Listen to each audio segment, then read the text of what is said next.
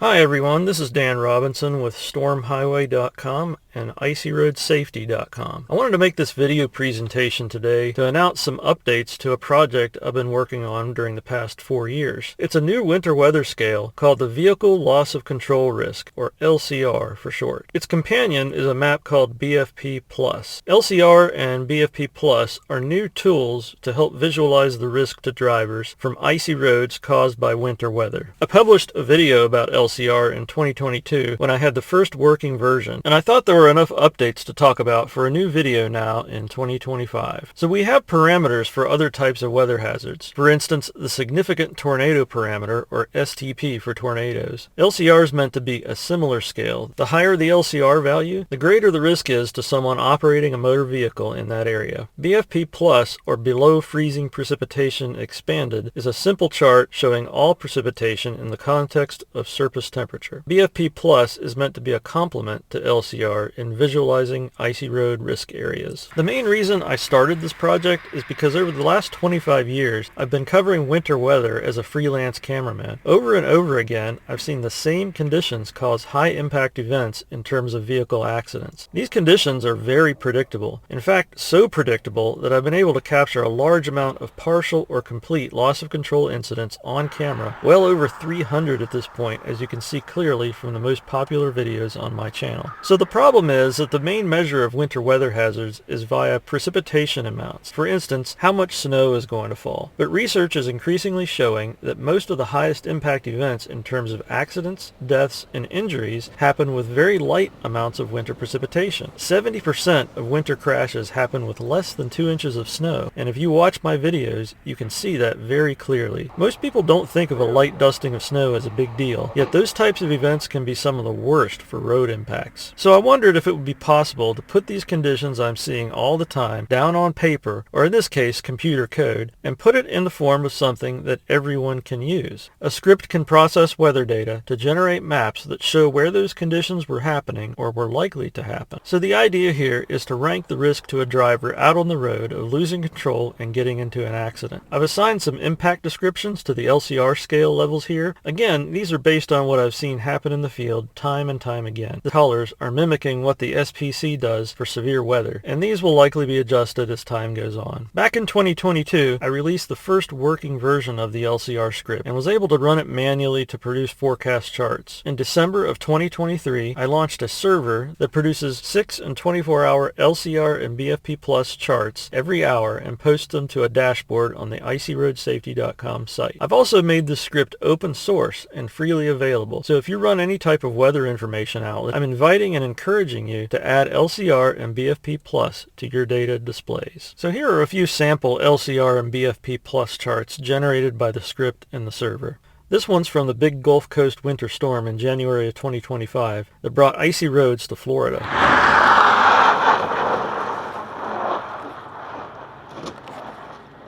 Here's another one from January 2025 for a big freezing rain event in the Great Plains and the Midwest.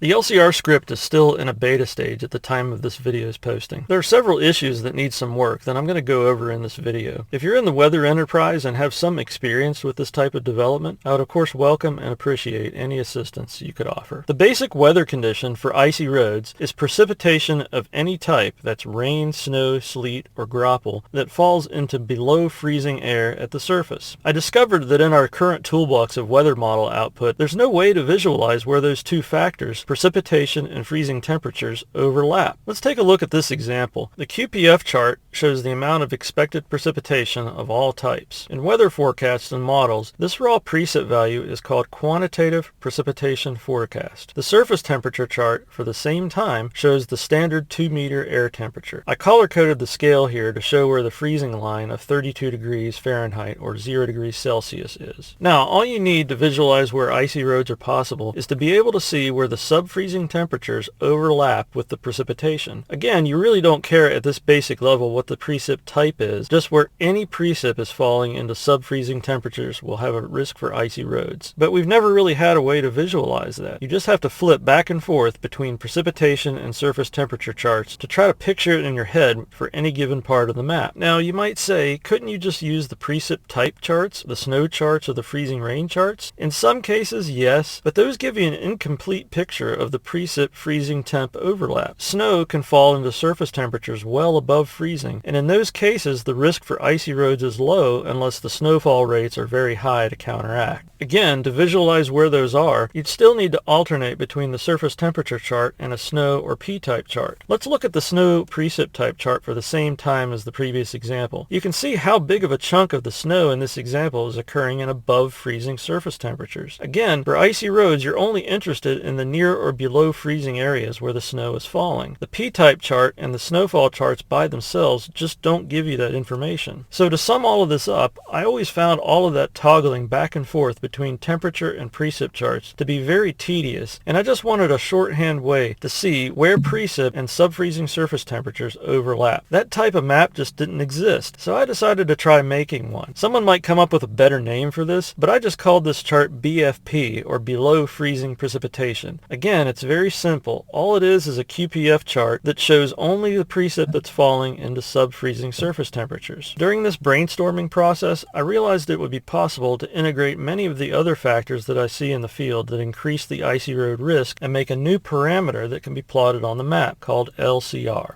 So that's the story behind LCR and BFP+. Now let's talk about how they're calculated. So as I've said, the basic condition that creates icy roads is precipitation of any type that falls into below freezing air at the surface. LCR activates when precipitation is falling and the surface temperature is approaching freezing. So on a weather chart, LCR is going to start at 0 except for where those conditions are present. LCR starts with what I'm calling a base value. This base value is set using the precipitation amounts. Here are the current QPF thresholds for LCR 1 through 4. I've tweaked these a few times already, and these may need some slight adjustments going forward. Originally, I only had 3 base value assignments, but I added a 4th, mainly to get the very heavy above freezing snowfall events to LCR 4. I realized that earlier versions of the script that just used QPF to set the base values were not catching the high snow ratio events. What that refers to is the dry, fluffy snow that can accumulate and cause high road impacts with very small QPF values. For instance, a very dry snow might only trigger an LCR value of 1 just using QPF, when in reality the impacts were much more serious. So I added a function to the script to assign LCR values based on snow amounts. Here are these amounts in the current version of the script. The snowfall base value overrides the QPF value if it's larger. Some models like the HER have a built-in snowfall variable that the script uses here, but most models don't. If that built-in snowfall value isn't present, the script calculates snowfall amounts using the Kuchera ratio formula. Calculating the Kuchera ratio requires downloading a lot of upper air temperature data, so that increases the model data download requirements quite a bit, but it really does improve the overall accuracy of the base value setting. So that's what we call base LCR, which is 1 to 4. After the base LCR value is assigned, we start adding to that depending on certain conditions being true. Roads can start to get hazardous even when the temperatures are slightly above freezing. That's what the base LCR is meant to cover, but it's when the temperatures drop below freezing when most problems begin to happen. So the script adds 1 point to the base LCR value if the temperature is at or below freezing. And right now that's set at 32.9 just to ensure that when it's right at freezing that factor is still going to trigger. If the temperatures have been below freezing for some time before the precipitation starts,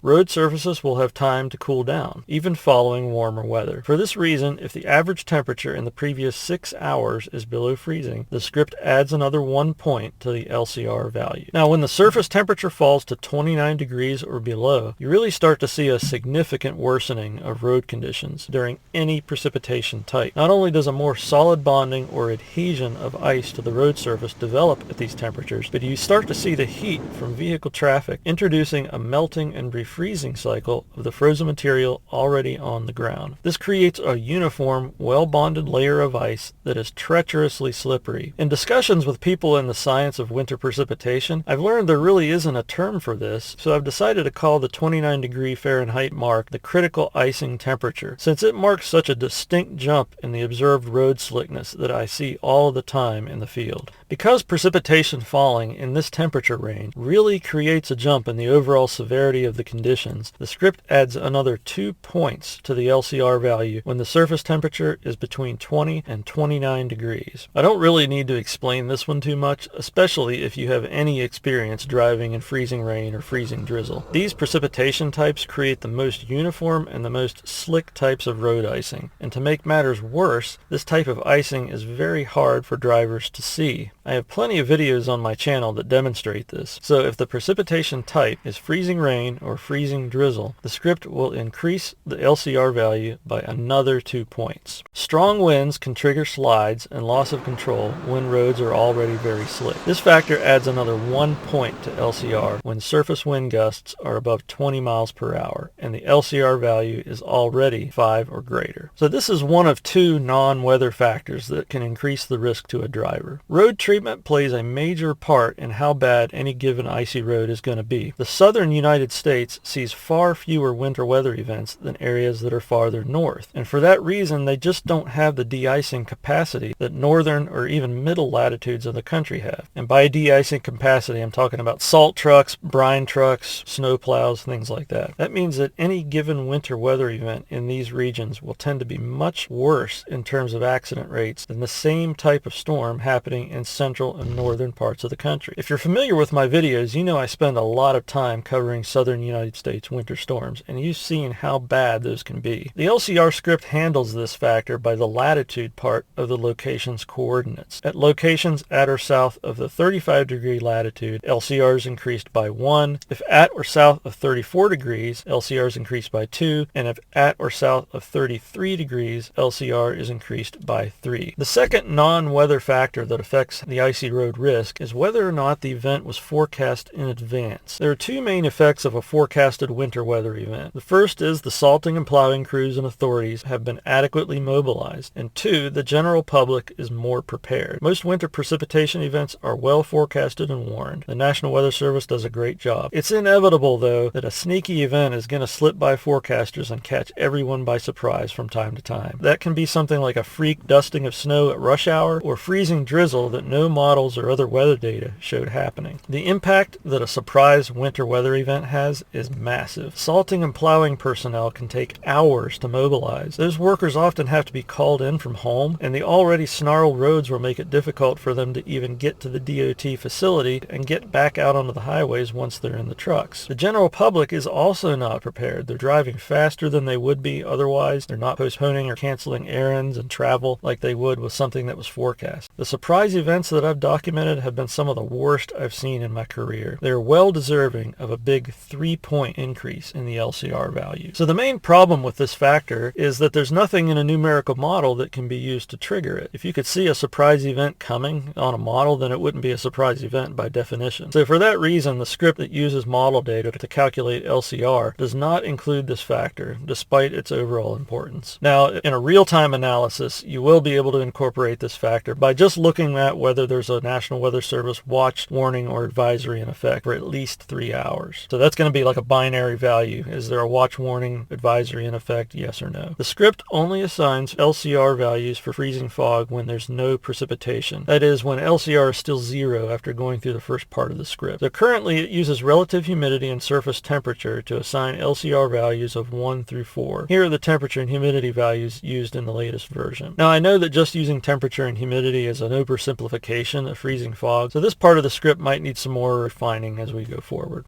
The first version of the LCR script also produced a secondary data set to make BFP, or below freezing precipitation charts. BFP, again, is just QPF filtered to only show the precip where the surface temperatures are below freezing. BFP worked well enough, but later I felt like this could be improved upon. So how about adding near freezing and below critical icing temperature precipitation to the map? Again, someone can offer a better name for this if you can think of one, but for now I'm just calling this BFP+. It's just an expansion of the BFP chart to include those 3 additional temperature categories, each with their own color scale. The newest versions of the LCR script produce 4 data sets, 1 for each BFP category. So BFP Plus is just a straight QPF chart, scaled at 0 to 1/10 of an inch, liquid equivalent, and color-coded for the surface temperature environment. So that covers the LCR and BFP Plus methodology. I wanted to talk about a couple of the problems I've run into. These may be because I'm not a meteorologist and I'm just out of my element, so I'd welcome some input if you're seeing something obvious I'm missing here. The biggest problem is that most of the weather models plot light freezing precipitation in places they shouldn't. Many times they'll plot these vast swaths of light freezing precipitation in areas that just don't make sense, and of course don't actually verify. This is a huge problem for the entire LCR calculation because freezing precip can have extreme impacts in very, very light amounts. I've covered many severe events like this one here where only a trace amount of precipitation was recorded. A trace means it wasn't even enough to register on weather instruments. So to catch these trace events, there has to be no lower threshold values for freezing precip in the LCR script. Essentially, any amount above 0 has to trigger a high risk value. But if the models are over-plotting freezing precipitation like they do, that means there's no way to keep the LCR script from plotting high risk values in these areas. So we've been seeing a lot of those false positive high risk plots that are solely a result of this model over-plotting of freezing precipitation. It's not a problem with the script, it's a problem with the models. I've tried a couple of things to counter this, but they aren't really working as well as they need to. One function that's operational in the latest versions of the script is to use the cloud cover variable to limit the LCR value to 3 when skies are mostly clear. A lot of these false freezing precip plots are happening under clear sky areas, and this does work somewhat to filter those areas out, or at least keep the higher LCR values from being plotted there. I've also tried assigning a lower bound of 0.005 to the freezing rain, freezing drizzle value, but this resulted in the script actually missing a couple of high impact events. There really is no lower bound to the freezing precip in terms of weather instrumentation. As I said, a trace can cause a massive impact, which is essentially anything above 0, mathematically speaking. So the events that the script missed when I had a lower bound involved freezing drizzle, which are typically the bulk of those high impact trace amount events. For those, you usually have a lot of large scale lift overspreading a shallow, saturated, subfreezing air mass. So I'm not really sure how to represent those factors out of what model data parameters we already have. And again, that's something that the models themselves should already be doing, but they're not. As far as I can tell, unless I can figure out some kind of workaround here, it's likely not going to be a fixable issue until the models themselves are fixed. So as of the date of this video's posting, the script has the lower bound for freezing precipitation set at 0.003 inches as a compromise between the overplotting and underplotting of these light freezing rain events. The last issue I get some comments on is the way the regional de-icing capacity is represented for the increase in risk in the southern United States. Since this factor uses latitude, and since LCR is an integer scale, this results in this uniform line where values increase in the southern United States, which looks really out of place on any kind of weather map. The latitude is a good approximation of the actual increase in risk as you go farther south. So the issue here isn't so much with the values themselves, just the unnatural way they appear on the final charts. Someday it might be possible to create a GIS layer with county by county de-icing capacity that can replace the generalized latitude factor, but unless that sort of data already exists somewhere, it's going to be quite the undertaking to compile it, and I'm not really sure if the end result's going to be much more useful. I'm always open to better ways to show this increase in risk with southern geographical extent, so let me know if you have any ideas. I won't go too deep with these as the website has all of this information, but I wanted to talk briefly about some of the technical details of the script. The LCR script is written in C++